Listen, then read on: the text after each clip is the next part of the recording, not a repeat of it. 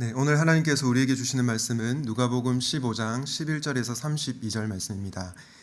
오늘 말씀을 읽을 때 부탁드리고 싶은 것은 여러분들이 정말로 이 등장인물이 된 것처럼 읽어주시면 좋겠습니다. 예를 들어서 둘째 아들이 내가 하늘과 아버지께 죄를 지었사오니 이렇게 읽지 마시고 내가 하늘과 아버지께 죄를 지었사오니 이렇게 좀 마음을 담아서 읽어주시고, 또 첫째 아들처럼 아버지에 대해서 분노하는 그런 마음을 넣어서 말씀을 좀 읽어주시면 좋겠습니다. 그러면 누가복음 15장 11절에서 32절 말씀을 한 절씩 교독하도록 하겠습니다. 또 이르시되 어떤 사람에게 두 아들이 있는데 그 둘째가 아버지에게 말하되 아버지여 재산 중에서 내게 돌아올 분깃을 내게 주소서 하는지라. 아버지가 그 살림을 각각 나눠 주었더니 그 후 며칠이 안 되어 둘째 아들이 재물을 다 모아가지고 먼 나라에 가 거기서 허랑방탕하여 그 재산을 낭비하더니 없앤 후 그 나라에 크게 흉년이 들어 그가 비로소 궁핍한지라. 가서 그 나라 백성 중 한 사람에게 붙여 사니 그가 그를 들로 보내어 돼지를 치게 하였는데 그가 돼지 먹는 주염 열매로 배를 채우고자 하되 주는 자가 없는지라. 이에 스스로 돌이켜 이르되 내 아버지에게는 양식이 풍족한 품꾼이 얼마나 많은가. 나는 여기서 줄여 죽는구나. 내가 일어나 아버지께 가서 이르기를 아버지 내가 하늘과 아버지께 죄를 지었사오니 지금부터는 아버지의 아들이라 일컬음을 감당하지 못하겠나이다. 나를 품꾼의 하나로 보소서 하리라 하고 이 일어나서 아버지께로 돌아가니라. 아직도 거리가 먼데 아버지가 그를 보고 측은히 여겨 달려가 목을 안고 입을 맞추니 아들이 이르되 아버지 내가 하늘과 아버지께 죄를 지었사오니 지금부터는 아버지 아들이라 일컬음을 감당하지 못하겠나이다 하나.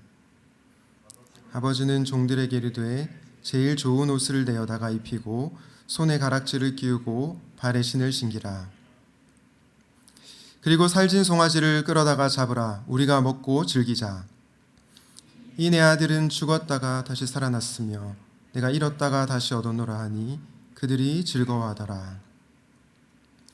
맏아들은 밭에 있다가 돌아와 집에 가까이 왔을 때에 풍악과 춤추는 소리를 듣고 한 종을 불러 이 무슨 일인가 물은데 대답하되 당신의 동생이 돌아왔음에 당신의 아버지가 건강한 그를 다시 맞아들이게 됨으로 인하여 살진 송아지를 잡았나이다 하니 그가 노하여 들어가고자 하지 아니하거늘 아버지가 나와서 권한대 아버지께 대답하여 이르되 내가 여러 해 아버지를 섬겨 명을 어김이 없거늘 내게는 염소 새끼라도 주어 나와 내 벗으로 즐기게 하신 일이 없더니 아버지의 살림을 장녀들과 함께 삼켜버린 이 아들이 돌아오매 이를 위하여 살진 송아지를 잡으셨나이다.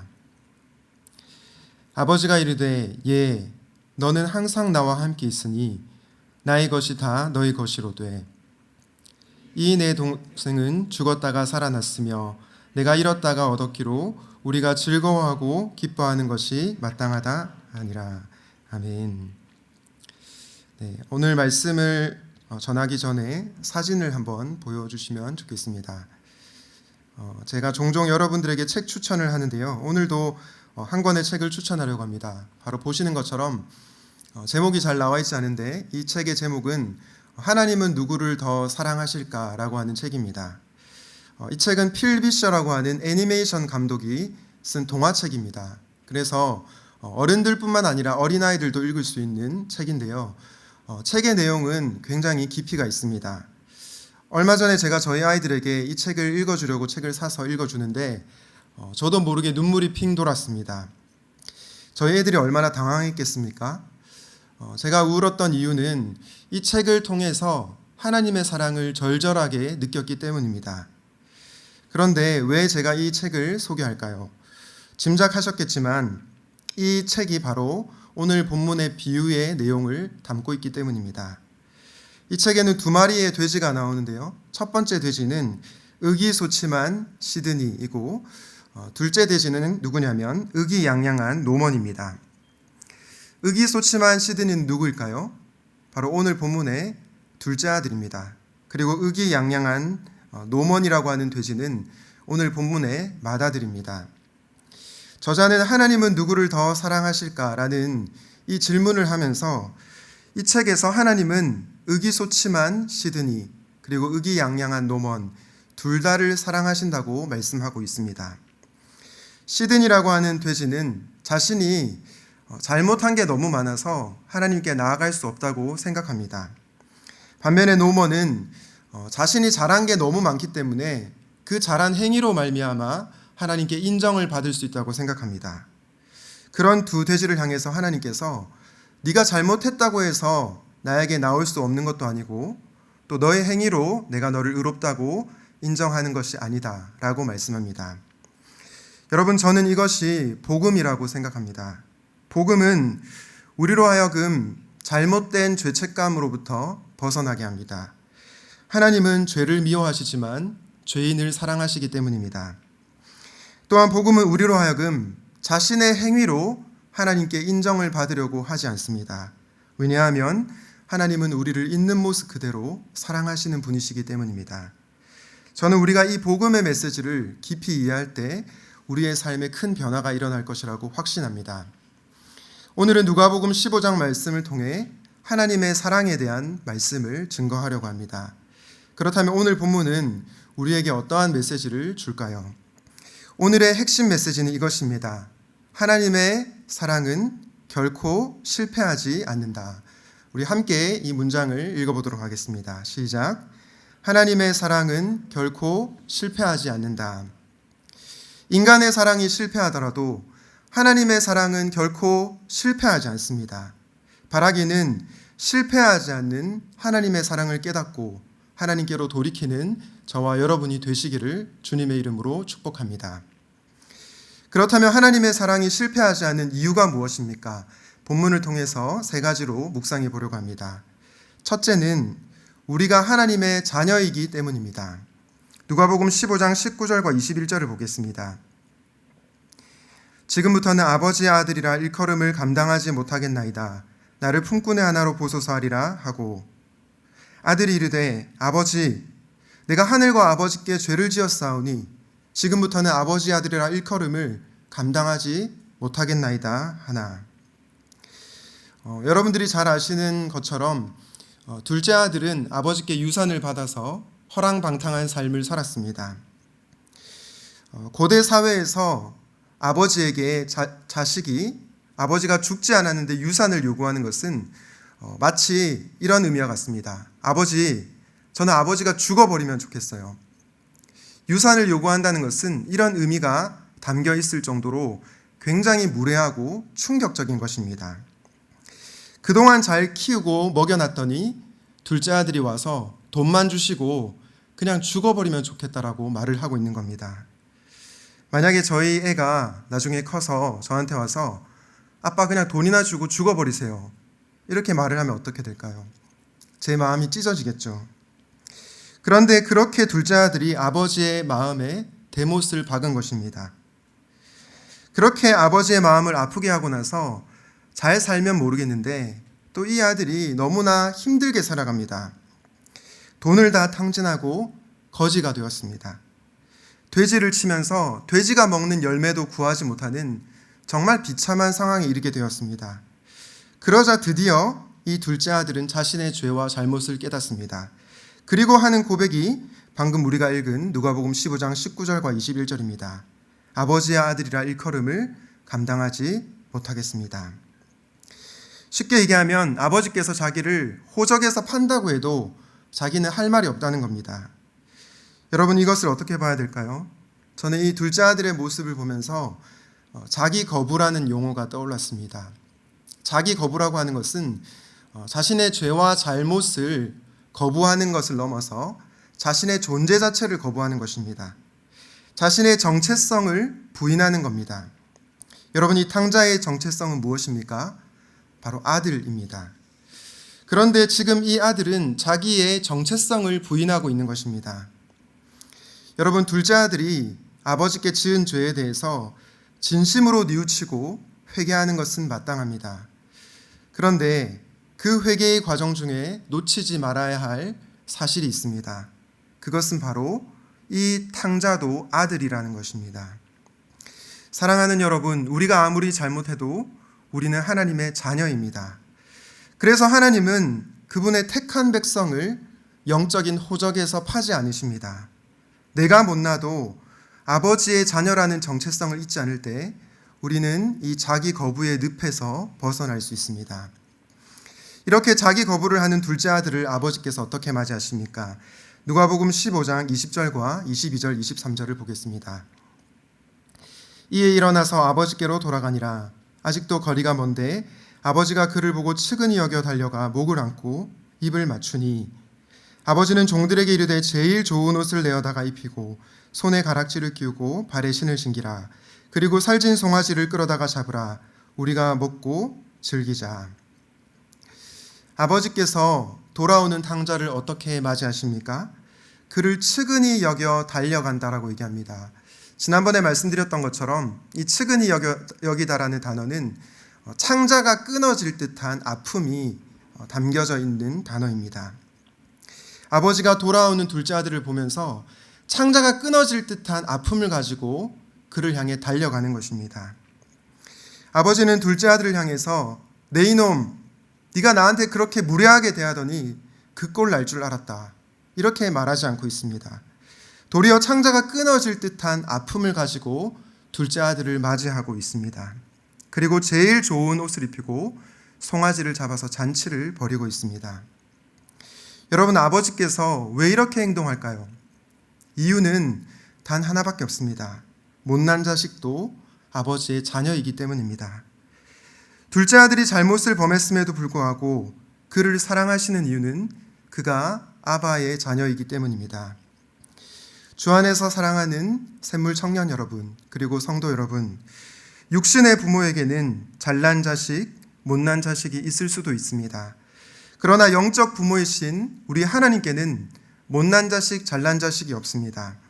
하나님은 누구를 더 사랑하시는 것이 아니라 자녀인 우리 모두를 사랑하십니다. 그래서 그분의 사랑은 공평합니다. 혹시 여러분 중에 잘못해서 자기를 거부하고 있는 분들이 계십니까? 저는 그런 분들에게 오늘 말씀에 근거해서 복음의 메시지를 선포합니다. 여러분들이 그 어떤 상황 가운데 있다 할지라도 하나님의 자녀라는 정체성을 잊지는 마십시오. 자신의 죄에 대해서 철저하게 회개하시되 자녀의 정체성을 포기하지 말기를 바랍니다. 사단이 우리를 정죄할 때에도 내가 하나님의 자녀라는 정체성을 잊지 않고 사시기를 우리 주님의 이름으로 축복합니다. 하나님의 사랑은 결코 실패하지 않습니다. 두 번째 이유는 무엇입니까? 바로 자기 의에 빠진 우리도 사랑하시기 때문입니다. 하나님은 방탕하고 돌아온 탕자도 사랑하시지만 자기 의에 빠진 우리도 사랑하십니다. 누가복음 15장 28절에서 30절을 다시 보겠습니다. 그가 노하여 들어가고자 하지 아니하거늘 아버지가 나와서 권한대 아버지께 대답하여 이르되 내가 여러 해 아버지를 섬겨 명을 어기었거늘 내게는 염소 새끼라도 주어 나와 내 벗으로 즐기게 하신 일이 없더니 아버지의 살림을 창녀들과 함께 삼켜버린 이 아들이 돌아오매 이를 위하여 살진 송아지를 잡으셨나이다. 맏아들이 밭에 있다가 돌아오는데 풍악 소리가 들리고 잔치가 벌어지는 그런 소리가 들립니다. 그래서 이 맏아들이 종에게 물어봅니다. 지금 무슨 일이 벌어지고 있느냐? 그러자 이 종이 둘째 아들이 돌아와서 아버지가 잔치를 벌이고 송아지를 잡고 있다고 얘기합니다. 그때 맏아들이 보인 반응이 방금 우리가 읽은 말씀입니다. 형이 어떤 반응을 보이죠? 분노하고 있습니다. 자신은 둘째 놈처럼 아버지께 유산을 달라고 한 적도 없고 성실하게 아버지를 섬겼더니 나에게는 염소 새끼 한 마리도 안 주면서 어떻게 저렇게 방탕하게 살아온 동생에게는 잔치를 벌입니까? 라고 따지는 것입니다. 이렇게 분노하는 형에게 어떠한 마음이 있을까요? 저는 자기 의라고 하는 마음이 있다고 생각합니다. 자신은 하나도 잘못하지 않고 성실하게 살았는데 아버지의 판단이 잘못됐다는 겁니다. 궁극적으로 나는 옳고 아버지는 틀렸다는 것입니다. 여러분, 만약에 아버지께 분노한 첫째 아들의 모습을 21세기 버전으로 각색해보면 어떻게 될까요? 아마 이렇게 번역할 수 있을 것 같습니다.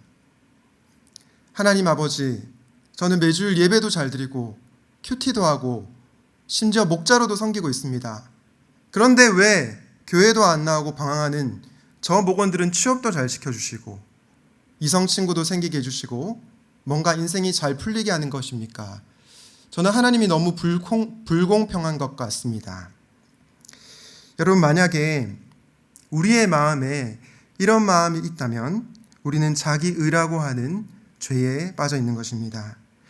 이 자기의에 빠져 있었던 사람들은 예수님 당시의 바리새인들이었습니다. 그들은 말씀도 열심히 읽고 구제도 열심히 하고 그리고 금식까지 했습니다. 그런데 문제는 자신의 의로움으로 하나님께 나아가려고 했습니다. 혹시나 오해하실까 봐 말씀드립니다. 저는 여러분들이 예배도 잘 드리고 큐티도 열심히 하시고 또 목자로서 또 여러 가지 봉사활동을 열심히 하시기를 바랍니다. 문제는 우리의 중심에 어떠한 마음이 있는가 하는 것입니다. 우리가 우리의 의로움으로 하나님께 나아갈 때 우리는 복음의 은혜를 결코 경험할 수 없습니다. 당신의 열심이 위험한 이유라고 하는 책을 쓴 레리 오스본이라는 목사님이 이렇게 말했습니다. 복음이 복음으로 남기 위해서 은혜와 긍휼이 가장 중요한 위치에 남아 있어야 한다. 나의 헌신의 철저함이나 내 열성의 강렬함 혹은 내 희생의 정도가 하나님의 용납과 인정을 받고 유지하는 수단이 될 때 복음의 좋은 소식은 더 이상 탁월한 일부를 제외한 누구에게도 좋은 소식이 될 수 없다. 사랑하는 여러분, 저는 여러분들이 신앙생활을 열심히 하시기 바랍니다. 열정적으로 하시기를 바랍니다. 그러나 복음이 복음으로 남기 위해서 여러분들의 열심을 하나님의 은혜와 긍휼보다 더 높이 두지 않기 바랍니다. 그래야지만 우리는 복음의 기쁜 소식을 진정으로 경험할 수 있습니다. 그런데 여러분, 저는 오늘 본문 말씀을 묵상하는데 자기 의에 빠진 이 첫째 아들조차도 하나님께서 사랑하신다는 것을 깨닫게 되었습니다. 누가복음 15장 31절과 32절 말씀을 다시 한번 같이 한번 읽어보도록 하겠습니다. 시작. 아버지가 이르되 예 너는 항상 나와 함께 있으니 내 것이 다 네 것이로되 이 내 동생은 죽었다가 살아났으며 내가 잃었다가 얻었기로 우리가 즐거워하고 기뻐하는 것이 마땅하다 하니라. 동생을 용납하지 못하고 분노하는 이 첫째 아들을 향해서 아버지께서 뭐라고 말씀하십니까? 내 이놈, 너는 왜 이렇게 속이 좁아 터졌냐? 이렇게 말씀하지 않으십니다. 얘야, 얘야. 굉장히 친밀하고도 인격적으로 부르십니다. 그러면서 너는 나와 항상 함께 있었다. 그리고 나의 모든 것이 다 너의 것이다. 동생이 돌아왔으니 기뻐하는 것이 마땅하지 않겠냐. 여러분, 저 또한 때때로 자기 의라고 하는 죄에 빠질 때가 있습니다. 목회자로서 열심히 사역을 하다 보면 자기 의라는 죄에 그 함정에 빠질 때가 있습니다. 하나님께서 말씀을 통해서 저희 그런 모습을 보여주실 때 때로는 마음이 부대끼고 불편해질 때가 있습니다. 말씀의 찔림을 받아서 마음이 편하지가 않은 거죠. 그런데 여러분, 그때 저를 다시 회복시키는 것은 그럼에도 불구하고 저를 사랑하시는 하나님의 놀라우신 사랑입니다. 요한아, 네가 너의 의로움에 빠져 있을 때에도 나는 너를 사랑한다. 내게로 돌아와라. 그 말씀을 해주실 때 저는 자기 의라는 늪에서 벗어나 은혜의 강물 안으로 들어가는 것을 경험하게 됩니다. 그러면서 하나님의 사랑은 결코 실패가 없구나라는 것을 다시 한번 확신하게 됩니다. 주 안에서 사랑하는 여러분, 혹시 우리 중에 열심히 신앙생활을 하는데 자기 의라고 하는 죄에 빠진 분들이 있습니까? 그렇다면 그런 여러분조차도 사랑하시는 우리 하나님의 사랑을 깊이 묵상해 보십시오. 자기 의에 빠진 죄인도 사랑하시는 하나님의 사랑을 깨닫고 하나님께로 돌이키는 저와 여러분이 되시기를 주님의 이름으로 축원드립니다. 하나님의 사랑은 결코 실패하지 않습니다. 그 마지막 이유는 무엇입니까? 바로 십자가에서 죽으신 예수님으로 말미암아입니다. 여러분, 오늘 본문을 우리가 오해하시면 안 되는 것이 하나님의 사랑을 값싸다고 오해해서는 안 됩니다. 우리가 하나님의 사랑을 값싸게 여기면 우리 안에 진정한 회개가 일어날 수 없습니다. 그러므로 우리는 하나님의 사랑을 무겁게 생각해야 됩니다. 앞서 우리는 아버지께서 돌아온 둘째 탕자를 보고 측은히 여겨서 달려갔다라는 표현을 보았습니다. 그런데 여러분, 고대 사회에서 신분이 높은 아버지가 길에서 달려가는 것, 뛰어가는 것은요, 굉장히 수치스럽고 모욕스러운 행동이었습니다. 아마도 주변의 동네 사람들은 아버지가 달려가는 것, 뛰어가는 모습을 보면서 조롱을 했을 겁니다. 모욕을 했을 겁니다. 그래서 케네스 벨리라고 하는 학자는 이 아버지가 아들을 향해 달려가는 모습을 십자가의 예수님과 연결시킵니다. 아버지께서 수치와 모욕을 당하면서까지 아들을 향해 달려가는 모습을 예수님께서 십자가에서 수치와 조롱을 당한 것과 연결하는 것입니다. 사랑하는 샘물 청년 여러분, 우리 같은 죄인이 하나님께 용납될 수 있는 결정적 이유는 바로 그리스도의 희생 덕분입니다. 그래서 우리가 참회 기도를 드릴 때 감히 하나님 앞에 나아갈 수 없지만 예수 그리스도의 보혈을 의지해서 하나님 앞에 나아갑니다라고 기도하는 것입니다. 사랑하는 여러분, 하나님께서는 자기 아들 예수 그리스도까지 죽이시면서까지 그분의 사랑을 확증하셨습니다. 그래서 필립스 브룩스라고 하는 사람은 은혜를 다음과 같이 설명합니다. 화면 한번 보여주실까요? 네, 영어는 읽지 않겠습니다. 해석을 하면 바로 은혜라고 하는 것이 예수 그리스도의 희생이 치러졌다라는 것입니다. 그렇기 때문에 은혜는 결코 값싸지 않습니다. 은혜는 우리에게 값없이 선물로 주어지지만 결코 은혜는 값싸지 않다는 것입니다. 여러분은 예수님께서 저와 여러분의 죄를 위해서 십자가에서 죽임 당하시기까지 우리를 사랑하셨다는 것을 믿고 계십니까? 여러분, 이 복음의 진리를 결코 가볍게 여기지 마십시오. 만약에 이 복음의 진리를 가볍게 여기면 우리는 또다시 넘어질 수 있고 또다시 죄를 지을 수 있습니다. 돌아온 탕자처럼 하나님께 돌아온다고 해도 또다시 넘어지고 말 것입니다. 하나님의 은혜가 결코 값싼 은혜가 아님을 믿고 십자가의 은혜에 감격하여 변화된 삶을 살아가시기를 바랍니다. 우리가 둘째 아들에 대해서 생각을 해봤는데요, 첫째 아들에 대해서도 한번 생각해 보겠습니다. 여러분, 오늘 본문에 보면 둘째 아들은 자신의 죄를 깨닫고 아버지께로 돌아옵니다. 그런데 누가복음 15장 32절까지 다 읽었는데 형의 반응은 나오지 않고 있습니다. 열린 결말로 끝이 나는 거죠. 여러분은 첫째 아들이 아버지에 대한 분노를 거두었다고 생각하십니까? 동생이 회개하고 돌아온 것을 함께 기뻐했을까요? 성경은 여기에 대해서 침묵하고 있기 때문에 우리는 형의 반응을 알 수 없습니다. 그런데 저는 이 침묵이 우리로 하여금 너는 이 말씀 앞에 어떻게 반응할 것이냐라고 물어본다고 생각합니다. 여러분, 오늘 누가복음 아버지와 아들 비유 앞에 보면 두 비유가 등장합니다. 누가복음 15장은 세 가지 비유로 구성되어 있는데요, 제가 표로 준비를 해보았습니다. 한번 화면을 보여주실까요? 누가복음 15장은 세 개의 비유로 구성이 되는데, 첫 번째는 누가복음 15장 1절에서 7절로 잃은 양을 찾은 목자 비유이고요, 두 번째는 누가복음 15장 8절에서 10절로 잃은 드라크마를 찾은 여인의 비유가 나옵니다. 그리고 나서 오늘 본문에 비유가 나옵니다.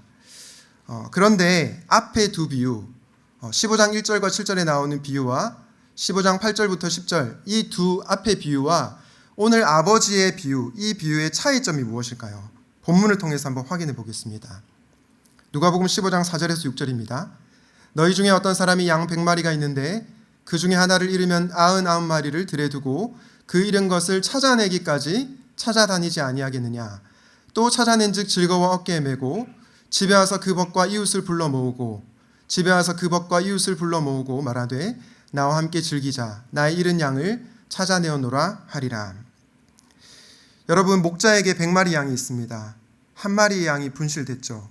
그런데 그 목자는 한 마리 양을 찾아 나선다라고 얘기합니다. 그러면 바로 그 다음 비유인 누가복음 15장 8절 9절을 한번 보겠습니다. 이것은 같이 한번 읽어보면 좋겠네요. 같이 한번 읽어보도록 하겠습니다. 시작.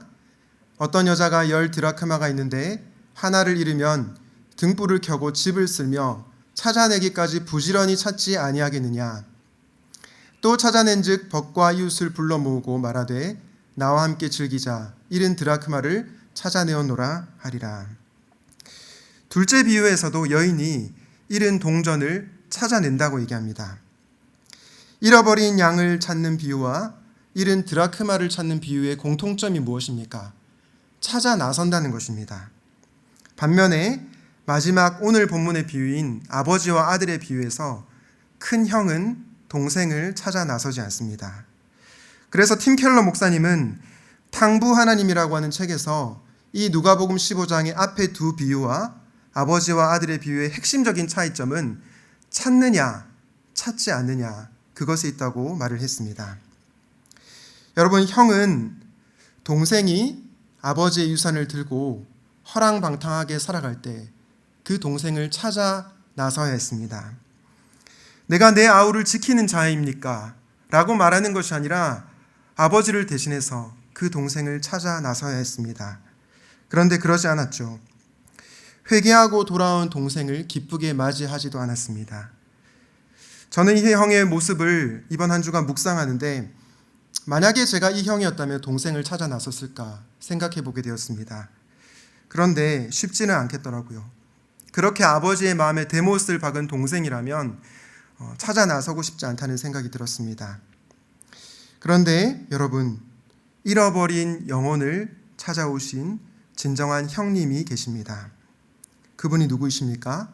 바로 예수님이십니다. 예수님께서는 탕자와 같이 잃어버린 영혼을 찾으러 오신 진짜 형님이십니다. 찾으러 오신 정도가 아니라 십자가에서 자기의 몸을 내어주시기까지 사랑하셨습니다. 그렇기 때문에 하나님의 사랑은 결코 실패하지 않는 사랑입니다. 주 안에서 사랑하는 여러분, 여러분은 둘째 아들입니까? 아니면 첫째 아들입니까? 여러분들이 둘째 아들이든 첫째 아들이든 상관이 없습니다. 왜냐하면 하나님은 집을 떠난 탕자도 사랑하시고 집 안에 있는 탕자도 사랑하시기 때문입니다. 중요한 것은요, 우리가 이 하나님의 사랑 앞에 회개하고 돌아오는 것입니다. 말씀을 정리하겠습니다. 하나님의 사랑은 결코 실패하지 않습니다. 왜냐하면 우리가 하나님의 자녀이기 때문입니다. 육신의 부모가 우리를 포기할지 몰라도 영적 부모이신 하나님은 우리를 포기하지 않으십니다. 또한 자기 의에 빠진 우리도 사랑하십니다. 여러분들이 자기의 잘남, 자기의 의로움에 빠져있는 그 순간조차도 하나님은 사랑하시며 내게로 돌아오라고 말씀하십니다. 마지막으로 십자가에서 하나님의 사랑을 확증하셨기 때문에 하나님의 사랑은 결코 실패가 없습니다. 하나님은 자기 아들까지 내어주시기까지 우리를 사랑하셨습니다. 예수님께서는 십자가에서 죽으시면서까지 우리를 위한 구원을 완성하셨습니다. 오늘 설교 후 찬양으로 여호와께 돌아가자라는 찬양을 함께 찬양하려고 하는데요. 이 찬양의 영어 제목이 오늘 설교 제목인 Love Never Fails, 사랑은 결코 실패하지 않는다입니다. 이 찬양의 가사에 보면 내 백성이 나를 떠나 돌아섰지만 내 사랑이 내 백성을 포기 못하니 내 모든 것 내어주고 나 그들을 얻으리라. 여호와께 돌아가자. 우린 돌아서도 그는 변치 않네. 여호와께 돌아가자. 우린 넘어져도 그 사랑 영원하네. 라고 하는 가사가 나옵니다. 주 안에서 사랑하는 여러분, 인간의 사랑이 실패할 수 있어도 하나님의 사랑은 결코 실패할 수 없습니다. 그 실패하지 않는 사랑을 기억하고 하나님께로 돌이키는 저와 여러분이 되시기를 우리 주님의 이름으로 축원드립니다. 오늘 말씀을 기억하면서 함께 여호와께 돌아가자 찬양하도록 하겠습니다.